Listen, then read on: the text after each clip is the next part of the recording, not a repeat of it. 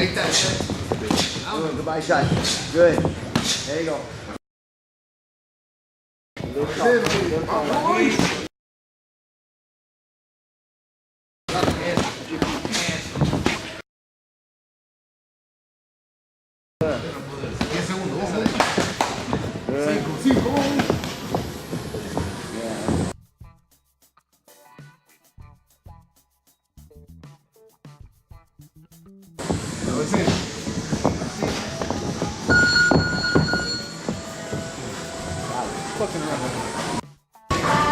This is Gabriel Montoya, MaxBoxing.com, here with Andy Vences.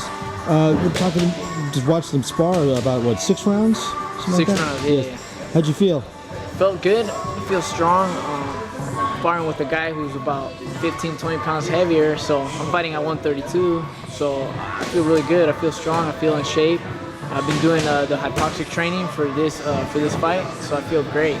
So what parts of it have you been doing? The battle ropes? I've been doing the battle ropes mixed with the heavy bag, and then I've been doing the curve, and then sometimes 8 rounds on the heavy bag, and then sometimes the 8 times with the rope. So I feel great. I feel I have too much energy, which is why I started quick sparring. I started really fast, but I feel really in shape. I feel good. Now it's just the fight with the weight. I gotta make. Yeah. Is it also too like? Is this your first time doing a full camp with all the hypoxic with the stuff? Hypoxic, yeah. We just started it for this camp. I think it was about a month and a half ago. So I feel great. Once it kicked, once we were in the 3rd week using it, I felt a huge difference sparring. I feel sharper. Now is it a matter of kind of like spreading your energy out the right way? Yeah. There you go. That's what it is. It's using the energy because you feel too in shape that you want to just go to work quick. But it's just controlling that and then working it through the sparring.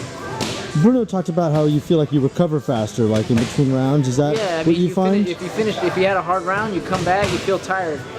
But in that minute rest that we get, you're just ready to go again. After that minute's up, you pretty much feel this is air. Yeah. Once you're on that machine, you're like gasping for air. Because I noticed that you were there the day I did my session. Was there. They were giving you a break every time. Yeah, and you gotta like, it's weird. It teaches you how to be really disciplined with your breathing. Yeah. You just gotta relax and know that breathe. Just relax. Yeah. Does that help you kind of relax in your fighting? I think it helps me. My endurance went up. I feel like my condition went up. My breathing and like mentally focused is just better, you know. I'm not worried about getting tired, That's always the biggest fear. I mean, other than like getting hit with the wrong punch. Kind of spreading your energy, you know. Just on how you train. How did you get involved in boxing? I just wanted to try it. We were always watching fights when I was little. We would always have family reunions and we would see Oscar De La Hoya fight. Yeah. That was like my favorite fighter when I was watching boxing. Huh. And I was in martial arts, but it kind of wasn't flexible. It wasn't for me. What kind of art? Martial arts. Like which? Kung Fu. You doing Kung Fu? It was Wing Lam Kung Fu. Oh, okay. I did that for 2 years, from like 10 to 12. Huh. Then I kind of didn't really like it, but I liked fighting. I was always getting in fights at school and stuff. Yeah. So I told my dad, hey, I want to try boxing. And then he told me, he said, if I don't see improvement in a month, I'm taking you out. Because it's not like a sport, a game. You're actually fighting. And yeah, ever since he saw that a month, I was just doing it and doing it. I loved it. Ever since my first fight I won, they kind of just let me there. If anything, helped me. They give you like a motivation to like just give me a little routine in the morning. He would wake me up at 5 in the morning every morning before school. Yeah. Every day. He would even run with me. We would do 3 miles and then do about 400 sit-ups, different types of sit-ups when we got back. Wow. And it was just an everyday thing. So then in high school, pretty much when I was in high school, he started working more, and pretty much I was just used to the waking up part. I was getting up at 4 in the morning every day in high school, so I could catch the bus at 6. Wow. Yeah. So it taught you really like the discipline of life in a sense. Yeah. Pretty much in everything I do, I try and do it right. Even up until I was going to school, I was going to school about 2 semesters ago, but I had to get out of that, just so tied up with the training and working part-time. So. When did you turn pro, and what made you decide to turn pro? I mean, once you started training, did you know that that's where you were headed? Yeah, I knew that was where I was headed. I just felt that I needed maybe a couple more tournaments. Yeah. And then I went to the 2012 Desert Showdown. Made it all the way to the finals, but I got robbed so bad that it was kind of like, I'm going pro. Yeah. That was it. If I had went there to that tournament going to win it, and I told myself, if something happens shady again, that this was it. I'm just going pro and let's move forward.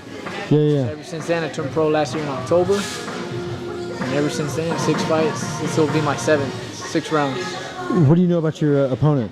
His name's Dominic Coca. You think he's 9-5 or 9-6. He's a tough, durable guy. Sometimes he tries to swing for the fences on some shots. So, you know, just gonna work the jab, feint him, keep him thinking, giving him angles, and yeah, just start everything with the jab.